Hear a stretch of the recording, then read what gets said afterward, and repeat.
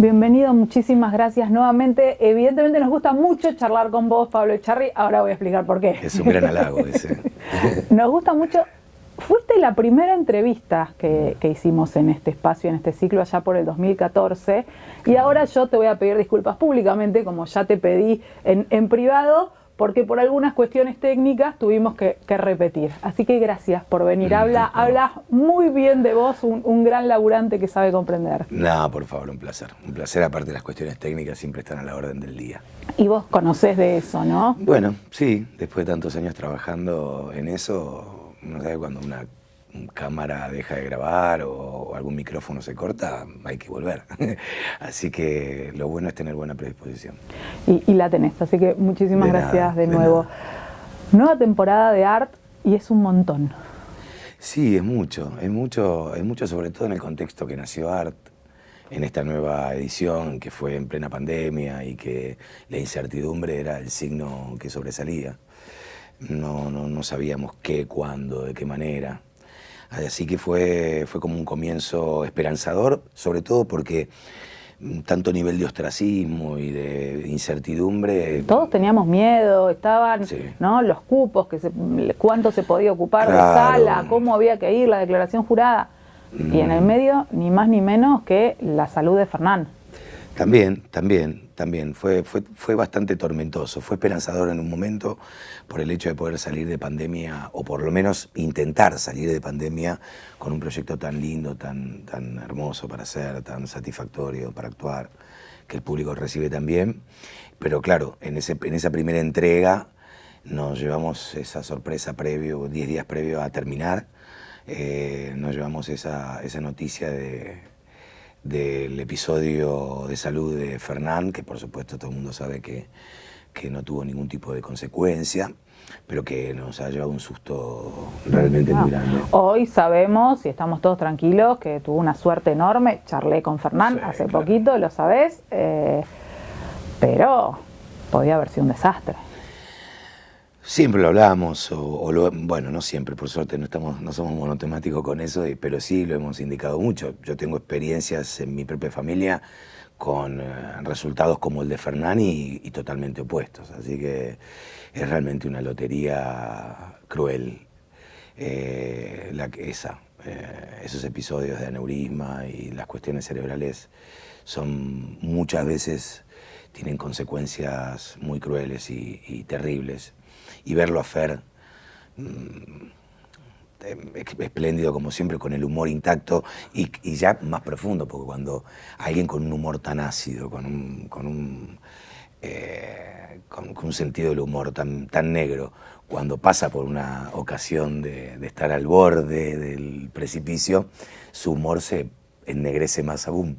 Y eso, quienes lo conocemos a Fer, lo agradecemos mucho porque nos divierte mucho el humor de él. Nos contó algunos llamados que hizo desde el hospital, asustando gente.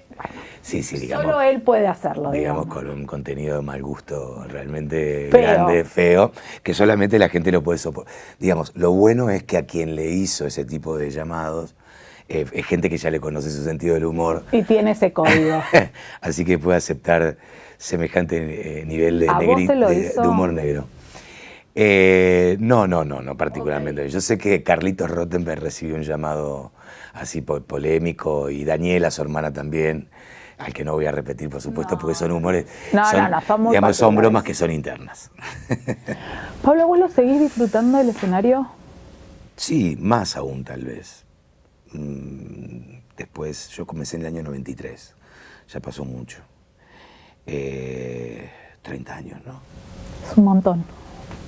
30 años, entonces, y soy un hijo del audiovisual, un hijo de la novela al principio, ¿no? Luego me ocupé de encarar por el lado del cine, un espacio que me cobijó y me dio un lugar muy interesante. Y siempre el teatro quedó, al ser hijo del audiovisual, quedó un poco relegado en mi interés y en mis deseos, pero lo empecé a curtir de alguna manera hace muchos años atrás. Y luego, en los últimos tiempos, empezó a fluctuar un poco mi vinculación con el oficio en general, ¿no? Y el audiovisual en particular, el paradigma del audiovisual como yo lo había conocido había cambiado rotundamente, la llegada de Internet, el cambio de paradigma en la grabación, en la producción, en la exhibición de los contenidos empezó a cambiar tanto que en algún momento empecé a perder un poco el ímpetu o ese amor y esa pasión que me causó en esos primeros años. Y la llegada de Art fue muy importante para poder revalidar esos votos de fe y de deseo que me traía el hecho simple de actuar, ¿no? Entonces hoy yo te digo, luego de esta comienzo de tercera temporada de Art, es que el teatro se transformó como en esa esencia, como en lo que había sentido al comienzo de mi carrera, por decirlo de alguna forma, ¿no? Hace 30 años atrás.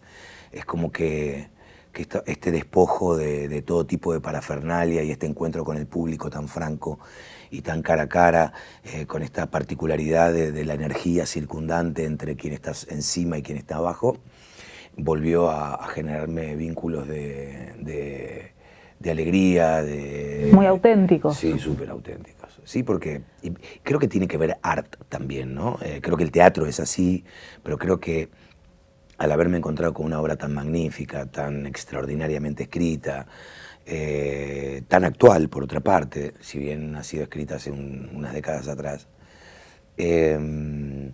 y esa ida y vuelta con el público es tan franco y es tan explosivo por otra parte, es tan festejado por el público de manera risueña, pero también se nota mucho cuando el texto entra y la actuación de los actores entra profundo. Ahora, ¿crees que que tantos años de gestión de Sagay también pueden haber ensuciado un poco el vínculo con el actor más puro, ¿no? Conocer tanto el hilo por detrás, lo que pasa, la lucha por los derechos, ¿no? Ahí apareció un Pablo en la gestión que no sé cómo jugó con el Pablo actor. Yo no utilizaría la palabra ensuciar, aquello llegó para darme otra dimensión, digamos, otra arista dentro de mis intereses y de mis búsquedas personales. Entonces vino para darme otra mirada de la vida en general, pero sí claramente interfirió, ¿no? O sea, cuando uno es tan pragmático y se acerca al oficio desde el lado de atrás, con sus problemáticas, sus necesidades, sus carencias, el colectivo nuestro es un colectivo carente. Primero es un colectivo generalmente con un altísimo nivel de desocupados. Esto no sucede solamente en la Argentina, sucede en todo el mundo y tampoco tiene que ver con las oscilaciones económicas, ¿no? de crisis sí o crisis no. Siempre hay muchos más actores y actrices que opciones laborales. Tenemos la suerte de tener una cartelera teatral magnífica, tercera luego de Nueva York y Londres, que da cobijo a muchos actores y muchas actrices. Pero definitivamente es un oficio que no genera una oferta laboral directamente proporcional a la oferta sí que hay de actores y de actrices. Entonces conocer esos pormenores, esas dificultades en materia de salud, en materia económica, financiera, la relación del actor y de la actriz a lo largo de los años, cómo el oficio va cambiando sin razones aparentes, como a veces sí tiene un porqué, la merma de la oferta laboral, pero a veces no la tiene, y qué es lo que causa en los actores y las actrices ese cambio y esa fluctuación, hicieron que me parara de una forma más, un poco más distante, pero también combinó con el padre, con mi rol de padre, donde ya me obligaba a colocarme también un poco más en perspectiva, darme cuenta que mi oficio de actor era importante para poder sustentar económicamente a mi familia, pero definitivamente iba a empezar a correr por detrás de los intereses familiares. O sea, nunca terminó estando el trabajo o la profesión, por decirlo, esta cosa del actor entregado a la vida de la actuación, pasó a estar en un segundo plano también. Y el productor también abonó en eso, ¿no? El ver la cocina del gestor político, el ponerme como padre y alejarme un poco del ego que necesita el actor para poder construir inclusive sus personajes. Y luego producir también, que te da una perspectiva mayor aún. Y bueno, fue atentando un poco contra esa fantasía con la que uno crece. Yo nací en este oficio y me recuerdo el primer afiche en el que fui parte, quedé absolutamente obnubilado. El primer fotograma que vi en una sala de cine, a ese tamaño de pantalla, quedé como seducido. Y felizmente esa seducción se fue, digamos, decantando.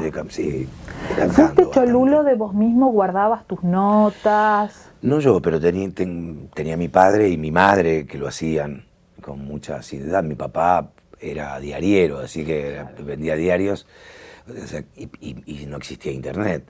O sea que todas las primeras referencias con la prensa fueron... Mi papá las recibía de primera mano. Estaba a las 4 de la mañana en el kiosco, abría y se encontraba con una revista con mi cara en la tapa o algún suplemento de espectáculos.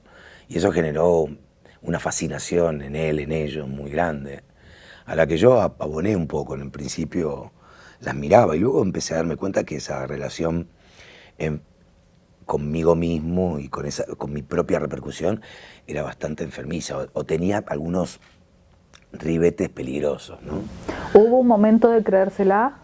Siempre hay un momento, sobre todo cuando como en mi caso, la experiencia fue tan explosiva, ¿no? Fue tan rutilante, de un momento para otro, digamos, sin solución de continuidad. Hice 3 castings, al tercer casting quedé y empecé a protagonizar un programa que llamó Solo para Parejas hace 30 años atrás.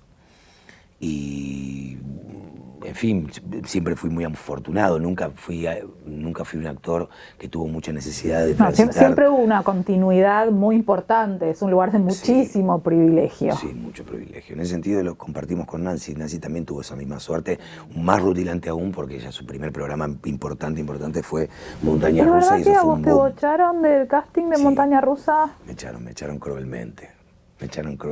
Unos visionarios.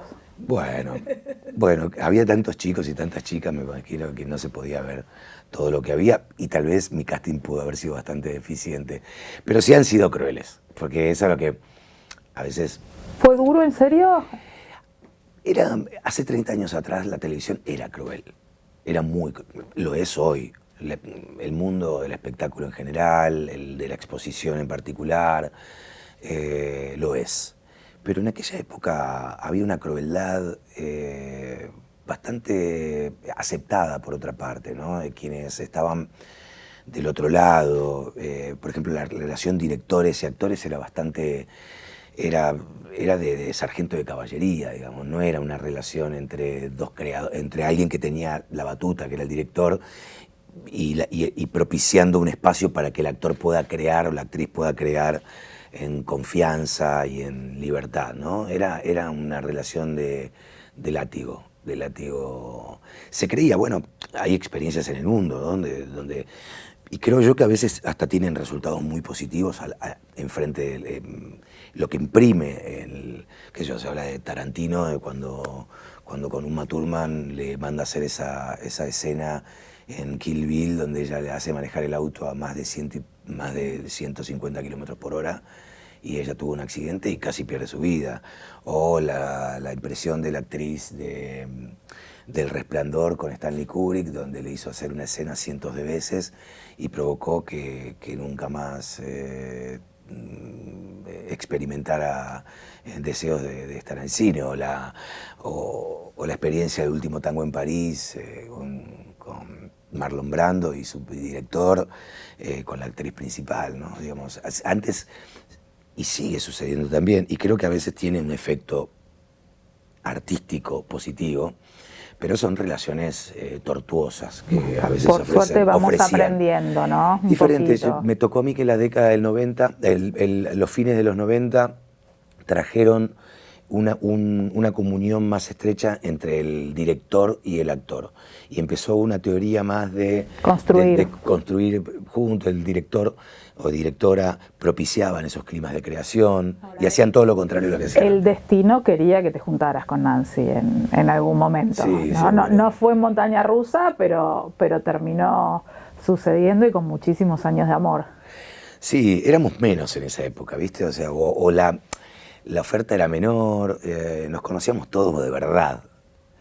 Y sí, ya, y el hecho de salir...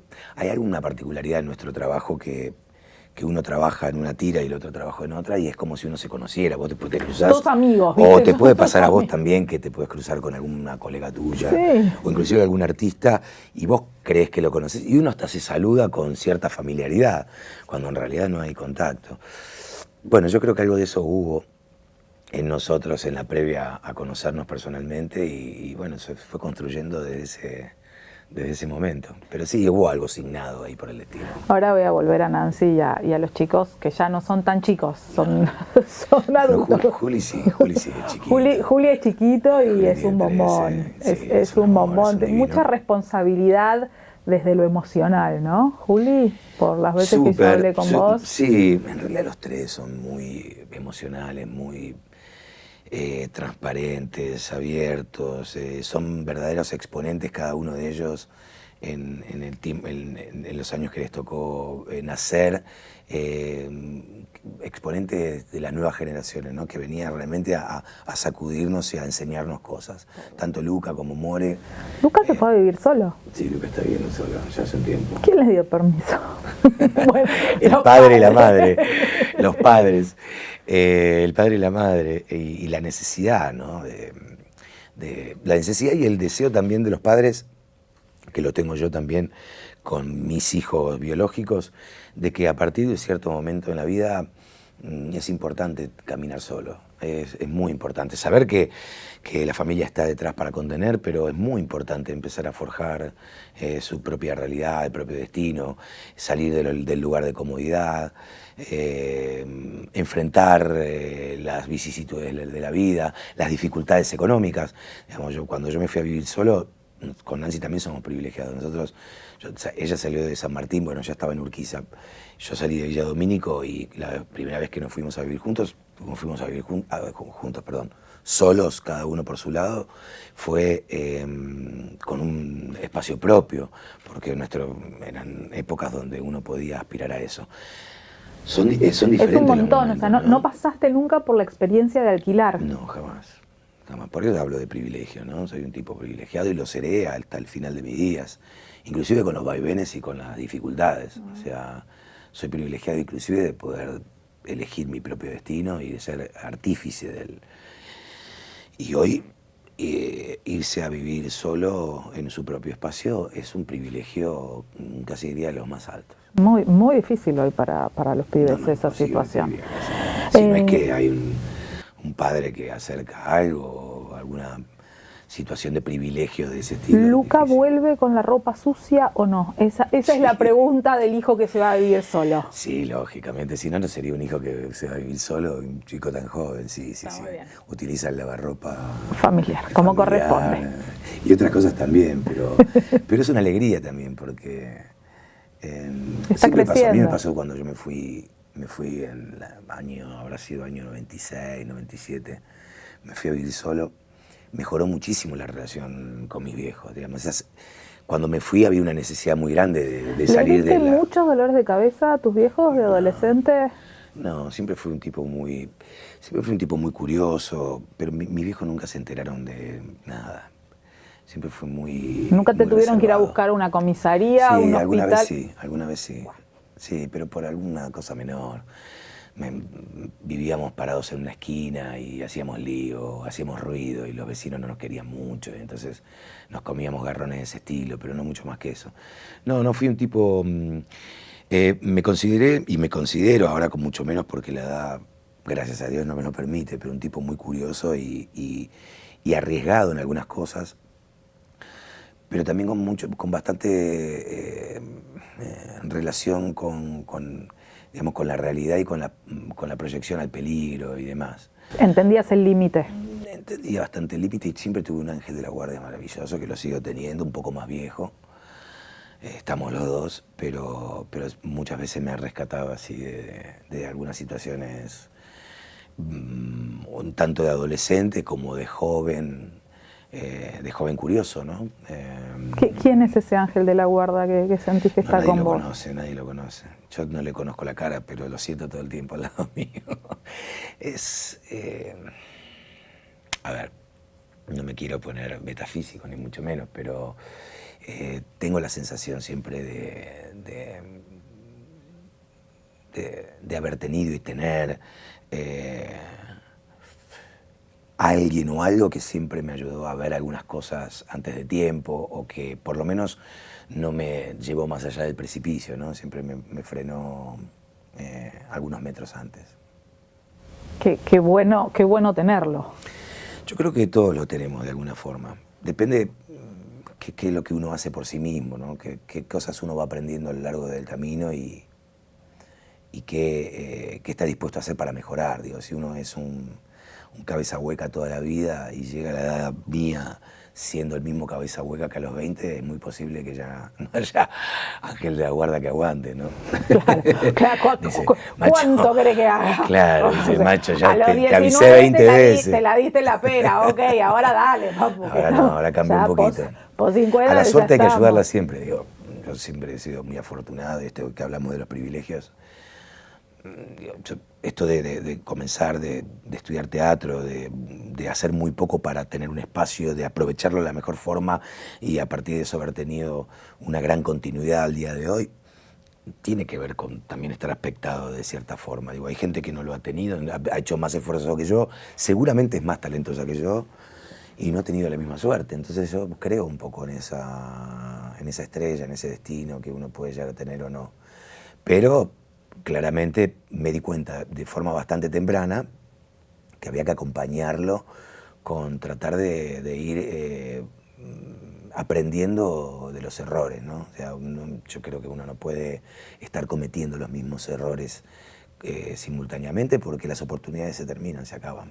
Hablaste de tu papá hace un ratito, el primer cholulo que encontraba las noticias. Se cumplieron 20 años del secuestro de tu papá hace un poquito de tiempo. Mirás para atrás y ¿qué ves? Y veo uno de los eventos más extraordinarios en mi vida, ¿no? Evento extraordinario, si los hay, el secuestro de un padre, qué sé yo, digo, nadie está preparado para eso.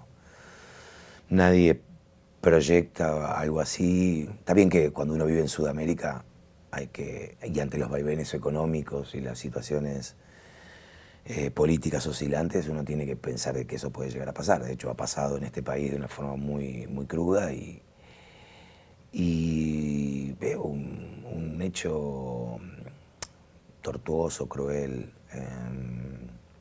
desesperante, pero absolutamente transformador, ¿no? Digamos, soy yo quien fui luego de eso, y quien soy yo hoy fue gracias a lo que me tocó vivir. Nunca más volviste a ser el Pablo anterior a recibir el primer llamado. Yo vivía en un cumple, imagínate. Había nacido en Villa Domínico.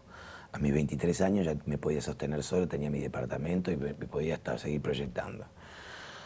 Era apetecible, las mujeres me seguían, podía vivir de lo que amaba hacer.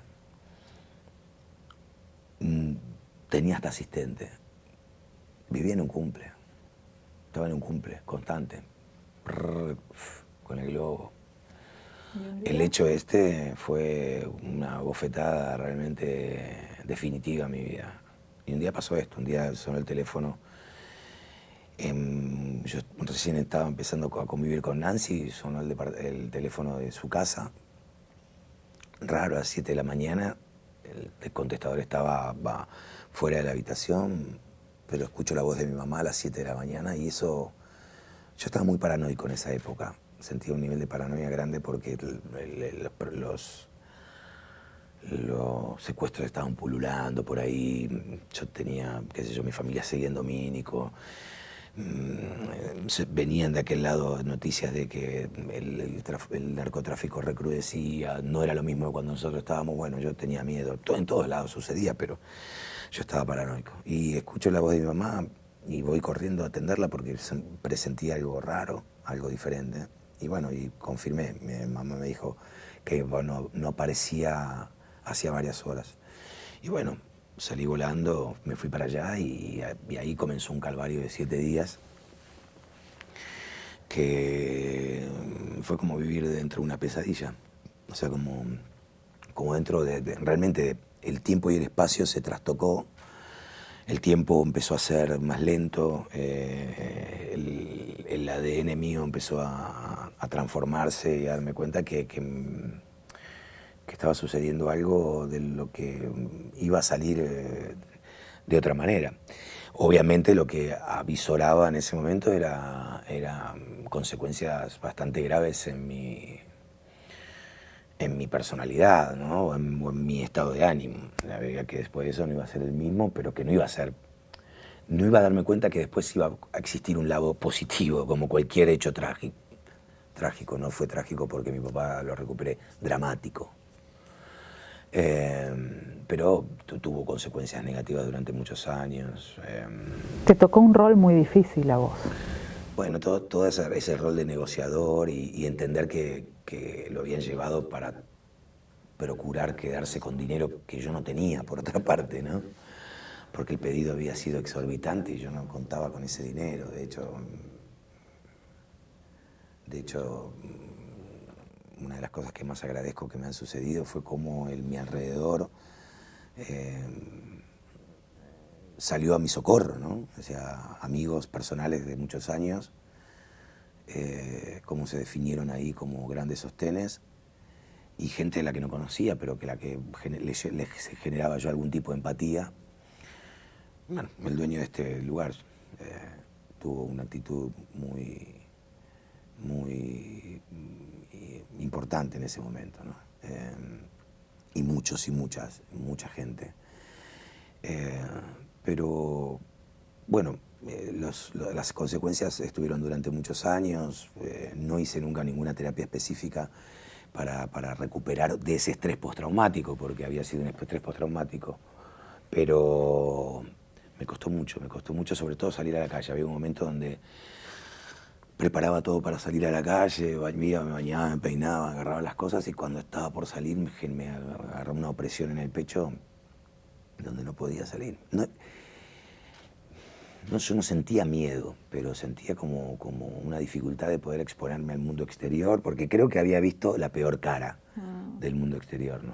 Eso ya después, cuando tu papá ya estaba de vuelta en su casa. Eso. En esa semana a vos te toca negociar con los secuestradores, además de pedirle a los medios que, ¿no? Porque más allá del secuestro vos tenías toda la presión de quién eras vos y que era cadena nacional el tema, me acuerdo. Vos estabas negociando sobre la vida de tu papá. Sí, eso es el hecho traumático, más allá del hecho concreto de no tener a tu padre porque te lo arrancaron de tu seno familiar, es sentirte responsable por el resultado de una negociación que para que no termine en algo imposible hay que negociarla como la compra de un auto. O sea, que eso en los asesoramientos que he tenido me hablaban de esa forma. Que un secuestro se negocia tanto como se negocia de la misma forma que se negocia, qué sé yo. Había asesores acompañando. Un coche en Juan B. Justo. Sí, acompañar, sí, yo fui, es algo que era totalmente desconocido para mí, más allá de que le iba a poner la cara y el pecho, necesitaba tener algún tipo de asesoramiento, porque lo que sí no podía suceder o lo que yo no dejaría librado al azar era la vida de mi papá. Después, bueno, podía salir pato o gallareta, ¿no? Como decían. Pero bueno, mi viejo volvió. ¿Cómo fue el encuentro? Fue fuerte, fue muy fuerte. Fue muy fuerte, La casa recibió la noticia de que lo habían encontrado. Fue raro, si me recordarás, fue una participación policial en una banda mixta. Quien lo trajo mi papá a mi casa como rescatado o rescatador había sido quien había liberado la zona para que mi viejo estuviera secuestrado durante toda esa semana. Así que fue como un desaguisado y una situación tan difícil de barajar, que el daño también vino por eso, digo, porque uno ya no podía confiar, ya no podías confiar en nadie, pero eso de que quien te daña es el que debe cuidarse es el quien te daña, ya sea dentro de una familia, como también a nivel social, genera, digamos que heridas profundas. Pero verlo de nuevo fue volver a nacer, ¿no? Mi corazón se detuvo durante 7 días, esa fue la verdad. Y oscilé en estados de ánimo muy contrapuestos, pero verlo de nuevo dentro de mi casa fue extraordinario. Fue extraordinario y fue extraordinario todo lo que pasó, ¿no? Después. El Pablo que vemos hoy, comprometido, militante, con conciencia social, tiene que ver con ese que pasó esa semana, ¿no? Sí, Tatiana, no hay duda. Ver la realidad de una forma tan cruda, salir del cumple, que te apagaran las luces del cumple y digan, chica, se terminó, y ver las distintas caras y ver cómo los distintos estamentos de la realidad manejan y manipulan la vida de otros según sus necesidades. En ese momento se hablaba también que el secuestro de mi papá tenía alguna connotación política, porque había una necesidad, un deseo también de desbancar a quien era en ese momento el ministro de Seguridad de la provincia de Buenos Aires. Me hizo ver, me quitó el antifaz de una manera, la venda, de una manera inmediata. Entonces empecé a construir, a partir de ese momento, una necesidad de de tener los pies sobre la tierra. Entonces empecé a hacer, pero no consciente, digo, sucedió. No, ahí estaba la cambio, semilla, claro, ¿no? Empecé con, Sagay vino en el año 2005, 2006, pero cuando hubo que levantar la mano en la Asociación Argentina de Actores para ir detrás de la propiedad intelectual, la levanté como un resorte, junto con el resto de mis compañeros. Cuando empecé a buscar también el camino por el lado de cómo hacer para poder tener un poco las riendas dentro de la cocina y producir, también lo hice. Cuando de a poco, si bien he tenido grandes fallas, empecé a donar mi importancia para dársela a mis hijos y darme cuenta que ya toda mi vida pasaba a un segundo plano para todos mis intereses, mi vida, mis deseos pasaban a un plano relativo al lado de ellos. Fue por ese baño de realidad. Tal vez si eso no hubiese sucedido en este momento seguiría en el cumple, ¿no? Hay mucha gente que sigue en el cumple con muchos años, y digo. Hablaste de estrés postraumático, costaba salir a la calle. Es que sí, es que todas situaciones dramáticas, ni hablar cuando los resultados son trágicos y hay pérdidas de vidas y demás, pero no hace falta pasar por la tragedia, sino por el instante dramático, genera un estrés postraumático. Y hay formas de abordarla. Yo nunca lo abordé, nunca fui a un especialista a abordar mi estrés postraumático. Después fui a distintos psicólogos y a distintas terapias y todas rondaban lo mismo. Y después le puse mucho y después tuve una enorme suerte de tener la familia que tengo, ¿no? De tener a mi esposa, de tener a mis hijos, de tener a mi madre, de tener a mi padre, por supuesto, mientras lo tuve, de tener a mis amigos, o sea, de ir generando a partir de eso también una relación muy franca y muy estrecha. Yo establecí a partir de esos momentos relaciones muy estrechas con mis amigos. He estado firmemente al lado de mis amigos, que hizo que luego ellos estuvieran al lado mío. O sea. Bueno, recién mencionabas también, ¿no? Dentro del horror de lo que te tocó vivir, lo positivo de ver cómo la gente estaba, ¿no? También cómo estaban para vos, cómo se pusieron a disposición cada uno desde el lugar que podía, el sentirse querido, ¿no? Y contenido en una situación tan imposible.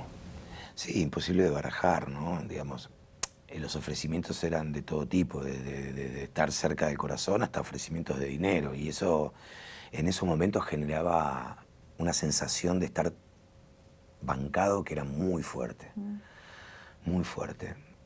La gente en general, las demostraciones de cariño colgadas en la reja de la puerta de la casa de mis viejos, la inmensidad de cartas, la cantidad de imágenes religiosas y Me acuerdo las cadenas de oración, los pedidos de energía, o sea, la Argentina hablaba de eso, ¿no? Claro, era... Que en ese momento para vos tal vez no estaba bueno, había que bajar, me acuerdo el pedido de, che, déjenos hacer lo que tenemos que hacer, y sin embargo la Argentina pensando en vos y en tu familia.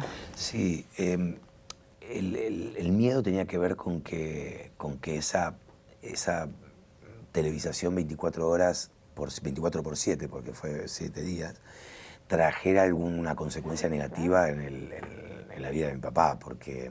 ¿Que lo mataran? Y porque se decían cosas como decir, bueno, tal persona le ofreció tanta cantidad de dólares, entonces yo recibía, tuve 3 o 4 episodios así, donde... Porque la televisión era un pivot entre los secuestradores y yo, o sea... Tanto nosotros como ellos miraban la televisión y no era que había cantidad no había internet, entonces se veían los noticieros y los canales que estaban todo el tiempo. Entonces había un ofrecimiento, se enteraban de algún ofrecimiento y decían, tal persona le ofreció tanto dinero y sonaba el teléfono inmediatamente y decían, bueno, anda a pedirle plata a tal que te está ofreciendo tal plata. Entonces había que revertir esa información, había que revertirla con la incertidumbre de no saber si eso era revertible, ¿no? Yo pensaba, cuando se lo llevó a mi viejo, mi fantasía era, primero que estaba bien, que iba a estar, pero inmediatamente yo pensaba que mi viejo iba a perder la vida en algún momento, porque imaginaba que la cosa iba a trepar, iba a escalar y que, bueno, ante una situación así y algún arrebato iba a perder la vida. Entonces, bueno, vivir en esa oscilación constante te generó... Sí, es enloquecedor. Enloquecedor. Ahí nace un nuevo Pablo, un Pablo que de a poquito se va metiendo cada vez más y se va comprometiendo cada vez más. Ahora pensaba, la vez pasada te decía, en tu casa eran antiperonistas. Sí. Y lo tuyo fue para ese lado. Sí, para el lado contrario. Claro, digo, para el lado peronista. Felizmente para mí, pero era normal. Era una casa radical. muy antiperonista, de la que no se puede nombrar. Era radical. A ver, yo me acuerdo que mi abuela lo puteaba a Perón y bueno, en esa época la puteaba Isabel, no tan bien. Obviamente que puedo estar de acuerdo en algunas cosas, en varias cosas que decía mi abuela en ese momento, pero había algo con respecto a eso que se tiene en el ADN, ¿no? Había política. O penetra una ideología o penetra la otra, ¿no? A veces...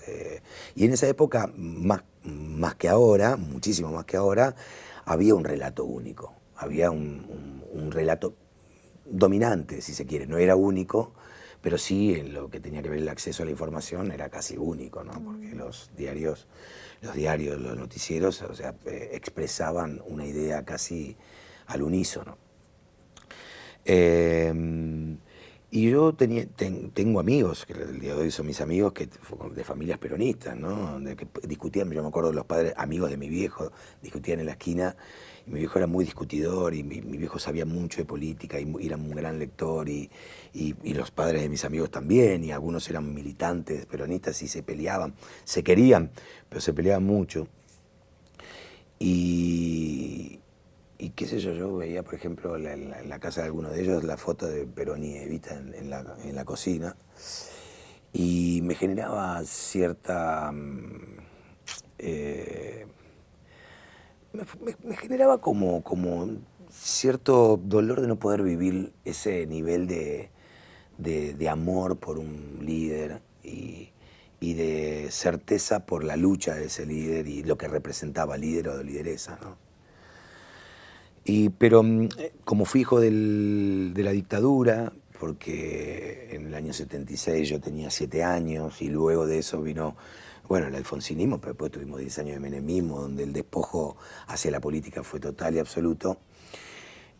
Fui de los que veían la política como algo sucio, como no querer hablar de política para que mi viejo no saltara, porque cada vez que a mi viejo le tiraban de la cuerda, mi viejo saltaba como leche hervida y se armaba todo discusiones que yo veía que eran súper válidas, pero yo no quería entrar en eso. De hecho, recuerdo un episodio con mi amigo Roberto, que lo llevé de vacaciones, nos fuimos de vacaciones a Mar del Plata y yo lo llevé a él, y una discusión de mi viejo y mi amigo Roberto en la mesa en vacaciones que fue durísima, ¿no? Con golpes de puño en la mesa y esas cosas, ¿no? Diciendo a mi amigo, pero Roberto, ¿por qué te traigo de vacaciones? Vení conmigo. No me hagas la vida, mi viejo, que tengo que salir, le tengo que pedir guita, tenía que hacer todo, ¿viste? Sin embargo, creo que todo lo que sucedió luego en mi vida, que tiene que ver con esto que venimos hablando, empezó a abrir los ojos, mis ojos de una manera muy propia, muy natural, ¿no? Y comencé naturalmente a tener una opinión de la vida en general, del mundo en particular y más particularmente del país, o de cuáles eran las fuerzas que se movían, cuáles eran los intereses contrapuestos que se movían, que claramente me definió. Y como ya no podía ocultarme, ya me había pasado todo lo que me había pasado, ya no estaba enamorado de esa forma tan ombliguista que había estado en ese cumple eterno que estuve durante tantos años, no pude hacer otra cosa más que salir y expresarme. Entonces, así lo hice, con naturalidad, con un poco de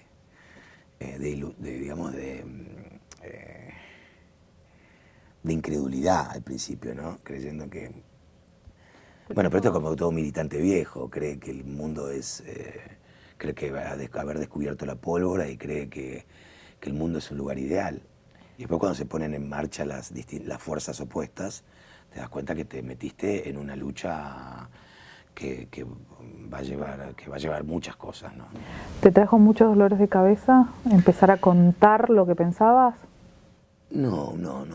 Cuando uno toma una definición tan profunda y tan visceral y que se manifiesta como una revelación, no hay lugar para analizar las consecuencias como dolores de cabeza. Siempre, a medida que fui viendo cuáles eran las consecuencias, fui aceptando esas consecuencias inmediatamente, porque fui entendiendo de que cada acción que uno tiene una reacción inmediata. Lo tenía en otras cosas de la vida. Me fui dando cuenta que las reacciones que tenían que ver con eso, con el cristalizar una idea política, eran muy particulares. No, dolores de cabeza no. Sí me enseñó a medir, a pulir el discurso, a ser menos simplista a la hora de expresar una idea, a tratar de no agredir, a no ser cruel, a expresar mi idea con argumentos. Y después que sea lo que Dios quiera, digo, yo estoy libre de todas las consecuencias. Sigo trabajando de mi oficio se diversificó con un gestor social, político, con un productor, soy padre de familia, que también reconoce que es más importante mostrarle a los hijos que uno tiene la herramienta de la libertad y que el mundo que uno quiere hay que jugárselo, hay que salir a laburarlo, hay que poner el pecho. Si la tocan a Cristina, ¿qué quilombo se va a armar? Sí, a ver... Saber que tenés una denuncia. Tenés una denuncia, por eso a eso quería ir. Esa es una expresión popular, ¿no? Cuando uno expresa, hace esa expresión popular, a lo que se tiene que remitir es al 17 de octubre, ¿no? Al 17 de octubre que dio nacimiento a esa expresión popular tan profunda del pueblo cuando al general Perón se lo intentó apresar y proscribir también, con maniobras que no siempre estuvieron ajustadas a derecho, ¿no? Maniobras del poder real, fáctico, que va y toma lo que quiere, cuando quiere, en el momento que quiere. No voy a hablar de mí en particular, voy a hablar del militante peronista o el militante kirchnerista que puede llegar a expresar una idea así como la que expresé yo, o puede ser parte de un cántico como lo es. Cuando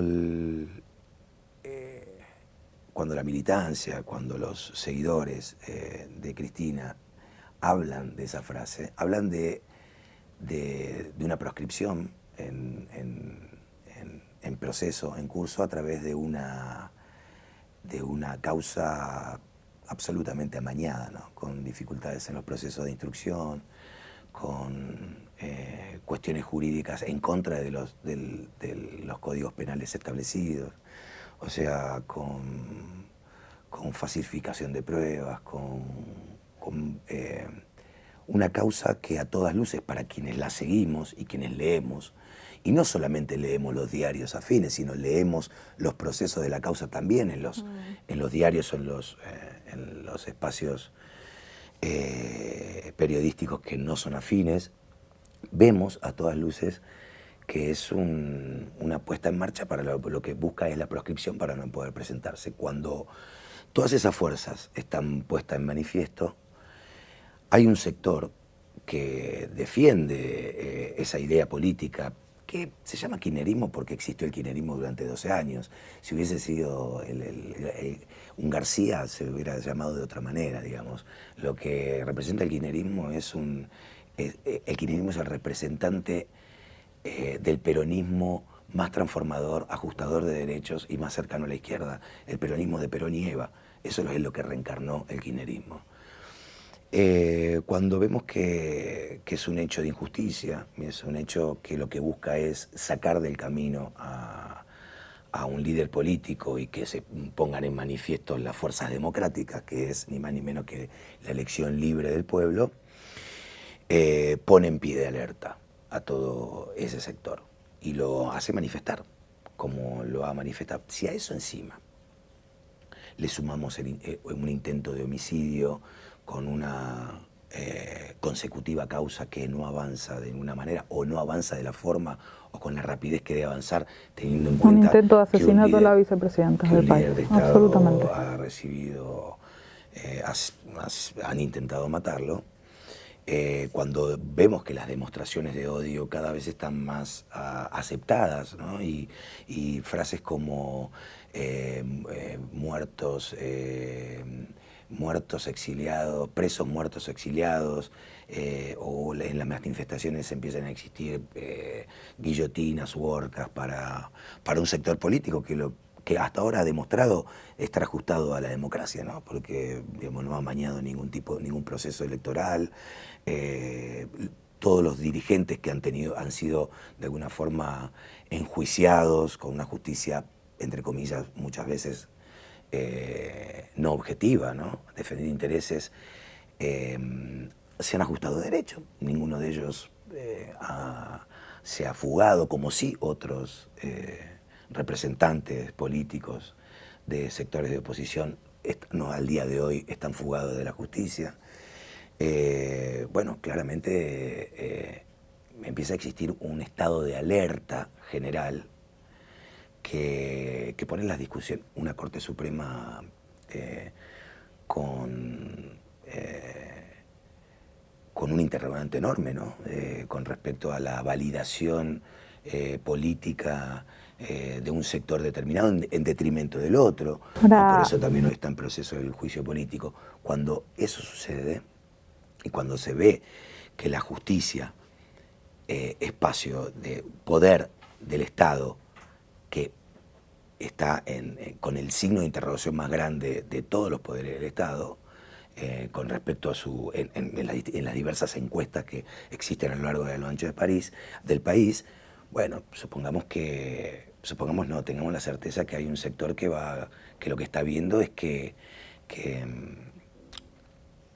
el detrimento que está viendo con respecto a la democracia, la podredumbre, la utilización, lo que antes se utilizaba a través de los cuarteles y la fuerza, y la utilización de la fuerza y de las armas, se está utilizando hoy con el Poder Judicial para someter a un sector político.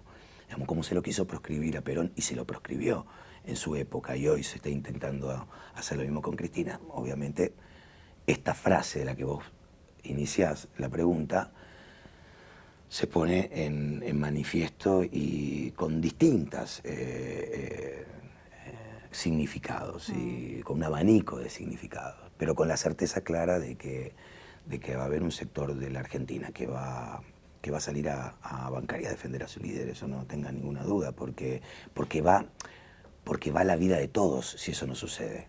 Porque si eso no sucede, lo que no puede seguir sucediendo es la democracia que ya, por otra parte, es de muy baja estofa, ¿no? ¿Esperabas más de este gobierno? Yo creo que este gobierno tuvo un capital político inicial que no ha sabido aprovechar en todo su esplendor para poder generar algunas transformaciones que el sector de la población que lo votó esperaba, y lo votó por esa razón. Creo que una forma de manejar el poder y de avanzar, en la que en muchos aspectos no comparto, con pandemia de por medio y el desgaste político consecuente que eso y que todo el desgaste político que lleva cualquier gobierno le trajo como consecuencia, hizo que no me representara en su totalidad. De todas formas, yo soy muy pragmático en este sentido. Yo sé dónde está el adversario. Siempre sé dónde está el adversario, siempre sé, a mí me pueden cambiar de nombre, de cara, pero yo sé cuáles son los valores y los principios y los intereses que representan los distintos postulantes políticos en las distintas fuerzas.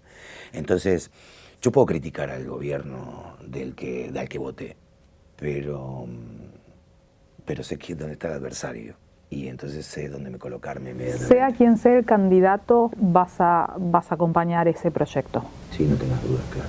Así sea Kicillof, Guado, Massa, no importa. Bueno, está en un proceso, el oficialismo está en un proceso de mesa política para descular, como todo buen peronismo, para descular quién va a ser su líder, su próximo líder, o cuál va a ser la fórmula que va a expresar la unidad en octubre del 2023 y creo que todo el arco que está cercano a ese pensamiento está esperando esa resolución.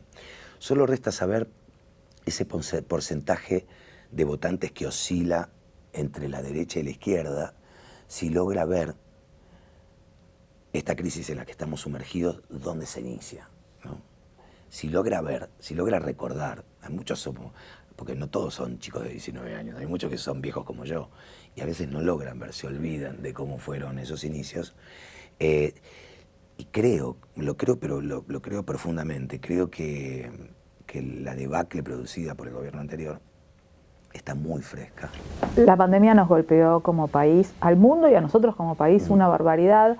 Sin embargo, me acuerdo en el inicio de la pandemia, más allá de la foto de los tres juntos, me refiero al presidente, a Axel Kicillof y a Larreta, también me acuerdo de una imagen positiva de Alberto como nunca.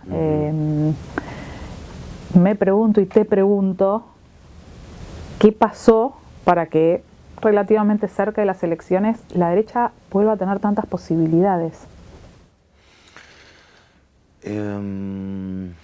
Bueno, la crisis económica es tan profunda.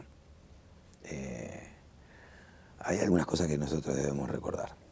El año 2015 teníamos una inflación cerca del 24-25%, que por supuesto se la atacaba de alguna forma en la oposición por ser una inflación alta, ¿no? Cerca del 2%. Macri sentado en la mesa de Mirta Legrand diciendo es una pavada recibir la inflación. Estamos creciendo un 2,5% más o menos. Estaba en una situación de estancamiento general, el trabajo formal se había estancado, había una merma en lo que era el crecimiento, pero todos los índices mínimos, pero seguían siendo positivos o no tan negativos. Cuando comienza el periodo posterior, del gobierno que vino después del 2015, tiene un primer año con algunos índices que logran estabilizar y algunos bajar, liberan la economía de manera total.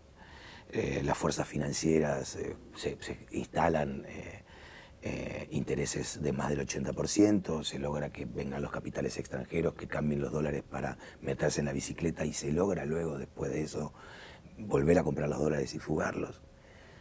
Se genera una inflación, si uno puede recordar, el ajuste tarifario fue de un 300, 400, 500, en algunos casos 2.000, 3.000%. Fue como lo que hablaban de sinceramiento, ¿vos lo recordás? Sí, sí. Y generó una inflación de más del 50%. Es de ese 25 que se venía, 24, se generó el enfermo, se lo somete a un nivel de estrés tan grande que esa temperatura crece y se va a más del 50%. Aparece la inflación, crece, empieza en una situación alocada, porque creo que es una variable que no se la puede asusar, porque luego entra en una situación de explosión, y viene inmediatamente la pandemia, ¿no? La pandemia con las economías paralizadas, con todas las economías mundiales con impacto en la inflación, la economía norteamericana con una inflación anual del 10%, o sea que... Sí, un hecho histórico. Un hecho histórico, y el resto del mundo también así. Y empieza una aceleración de precios a la que estamos sometidos al día de hoy, ¿no? Hoy tenemos un ministro de Economía que está haciendo esfuerzos denodados por tratar de con algunos programas y con distintas medidas, con batería de medidas, para poder paliar la inflación, y arranca una inflamación, sí, ya lo creo que sí, del 6% en el primer mes del año.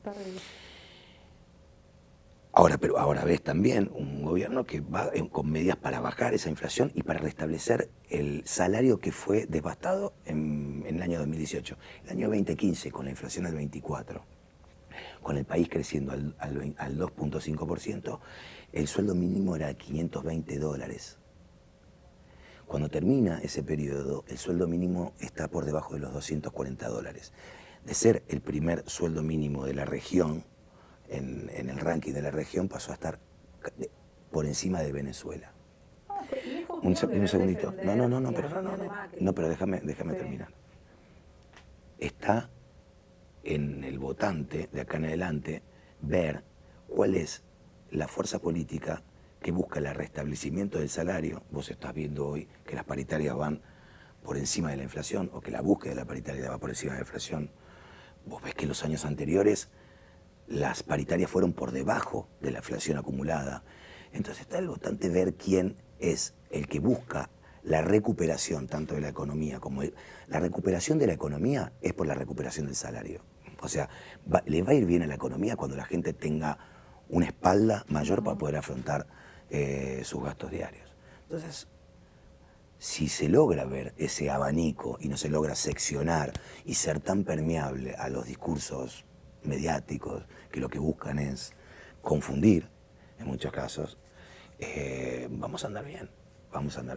Lejos mío defender la gestión del gobierno de Mauricio Macri. Justamente por eso es que me pregunto qué es lo que pasa que hace que hoy tenga serias posibilidades quién vaya a ser el representante de esa derecha o de esa propuesta. ¿No? Digo, desde la autocrítica, algo tiene que pasar para que no llegue el gobierno actual con una posibilidad de reelección tal como está, por lo menos. No sé si la propia interna, ¿no?, del peronismo, que a veces uno escucha el vamos a volver, y yo digo, pero si ya son gobierno, ¿cómo vamos a volver? Vamos a volver, no lo escuché cuando estábamos fuera del gobierno, ¿no? Ahora no lo escuché. Sí hay disidencias internas. Esto que hablábamos al principio, es el capital político que no fue utilizado de tal manera de comienzo, generó disidencias internas. Y esas disidencias internas fueron recrudeciendo también porque los índices volaron y porque la inflación voló, porque el salario no se pudo recuperar. O vos generabas una paritaria de tanto porcentaje y la inflación crecía por encima de ese porcentaje. la presión mediática, no subestimemos a la presión mediática, ¿no? ¿Y una figura como Milei qué te genera? Desazón, que tenga la posibilidad, que tenga sobre todo cierto, ni hablar el apego entre los jóvenes pobres. Eso me genera dolor y cierta revulsión, ¿no? Cierto revulsivo, porque no saben ni lo que están diciendo. Pero ciertos jóvenes, también con un pasar un poco más holgado y demás, pensar en seguir un líder que pregona que la venta de órganos o la venta de bebés, o que la destrucción del Banco Central, o que la destrucción del estamento del Estado, de los estamentos del Estado sea la solución, me genera desazón y un revulsivo muy, muy, muy grande. Creo que están pescando en la pecera del descontento, ¿no? A la larga yo tengo el deseo o la ilusión de que toda esa proyección y toda esa encuesta también es un poco un globo bastante inflado. Por otra parte, la aparición de alguien así, a quien más impacta es a la oposición, definitivamente. Y en una cuestión meramente eleccionaria, es una buena noticia para un frente progresista. ¿Qué querés? Porque digo, a la larga, quienes tengan dos dedos de frente van a saber a quién juntarse. La oposición, teniendo en cuenta que existe, por ejemplo, los radicales, ¿no? Que tienen cultura de gestión, tienen experiencia en lo cultural, han defendido y han sido parte del progresismo. Hay un sector que se autopercibe así, que va a unirse con la derecha más recalcitrante y por otra parte con menos capacidad de gestión, porque no han gestionado nunca nada. O sea, no han gestionado ni un kiosco 24 horas. Entonces, digo, hay posibilidades de esa unión, y si existe esa unión, quienes están dentro de los votantes de la oposición van a suicidarse votando en un acuerdo con la ultraderecha. Para mí, la aparición de la ultraderecha es en lo conceptual, es preocupante y revulsiva. En lo meramente eleccionario es una ventaja para el Frente de Todos. ¿Qué querés que pase en el 2023? Que gane el Frente de Todos y que se siga en el camino de la recuperación económica, que ya con capital político. ¿La querés a Cristina candidata? Yo sí. Sí. Ella por ahora dice que no. No sé, hay una búsqueda de proscripción en eso. Habrá que ver si esa causa de vialidad, que es realmente es una afrenta al historial jurídico y de justicia que tiene la Argentina, hay que ver si verdaderamente prospera, ¿no? Ahí está la pelea. Pero déjame que te diga, quiero que gane el Frente de Todos, no porque soy peronista, porque soy cabeza de termo, ¿sí? Quiero que con el capital político que puede lograr en un triunfo de una primera elección se aprenda de la pérdida del capital político de entrada en el triunfo del 2015 y se puedan avanzar para generar cambios estructurales que tienen que ver sobre todo con la desmonopolización, sobre todo con la descartelización de los distintos estamentos de la economía que manejan los precios a placer, ¿no? Con un golpe de teléfono, y a veces ni siquiera así. Se van detrás de una línea y son consecuentes unos con otros. Yo creo que si eso se logra y se va en el camino de la recuperación del salario y se generan ajustes de derechos como el abanico del peronismo puede llegar a lograr, nosotros podemos, teniendo en cuenta también que el gasoducto Néstor Kirchner y el autoabastecimiento energético puede llegar a ser una realidad dentro de muy poco, las distintas inversiones en materia de desarrollo de energía renovable, bueno, ni hablar de la posibilidad de poder establecer un acuerdo entre todas las fuerzas para que el litio no pase a manos privadas directamente y que el Estado también pueda usufructuarlo y ser parte de ese crecimiento también. Creo que Argentina tiene todo como para transformarse en una verdadera potencia en Latinoamérica. Te voy a cambiar de tema. No te vas a ir de acá sin decirme si recuperaste la plata que habías puesto en las patitas de pollo, Pablo Echarri. Es muy importante eso. Es fundamental para mí. Estoy fundamental. Angustiada. ¿Escondiste la plata en el freezer en las patitas de pollo? Sí. No lo haga en casa, señora. No la haga en casa, no la haga en casa. Bueno, pero esa es la cultura que hemos tenido en la Argentina de tantos vaivenes económicos, donde uno siempre pensó que la plata está mejor en cualquier lado, inclusive en un paquete de patitas y no en el banco, ¿no? Habrá que preguntar qué es lo que nos pasó para que pensemos eso. Pero sí, fue recuperado. He tenido mucha suerte. Hay una historia que se cuenta que no es real, pero que yo la sigo volando. Es hermosa, no la arruinemos. Le echaron la culpa a una ex tuya, claro, Natalia. No le echemos, o sea, no la arruinemos. Si está no bien. No la voy a arruinar, pero ella no fue la culpable. De todas formas, esa historia es mucho más atractiva que la que sucedió, verdaderamente. Pero lo importante que eran $5.300 en esa época. Hoy es un montón de guita. Un montón de plata. Y aquella vuelta también, me pasa que estábamos en pleno convertibilidad, ¿viste? Entonces había una parte de la sociedad que estaba dulce, y me incluyo. Pero fue recuperada hasta el último centavo, Tatiana. ¿Te tiraste al tacho de basura? ¿Qué hiciste? Salí corriendo, pregunté dónde estaba porque vi un revoleo en el freezer, había una limpieza de freezer que no estaba siendo tan común últimamente. Y bueno, y me zambullí en el cesto de basura del edificio y me zambullí y lo encontré las patitas de pollo que estaban podridas, las patitas de pollo. Hicieron bien a tirarlas las patitas de pollo. Que las patitas de pollo fueron los que generaron la limpieza del freezer, ¿no? Porque el olor era tan grande. Ya no usaste más ese tipo de escondites, nunca más. Nunca más. No voy a revelar cuáles son. De ninguna manera. ¿Nos encontramos en Art? Por favor, sí. Es un mismo el alma encontrarlos en el teatro con Fernán y con Mike. Tercera temporada.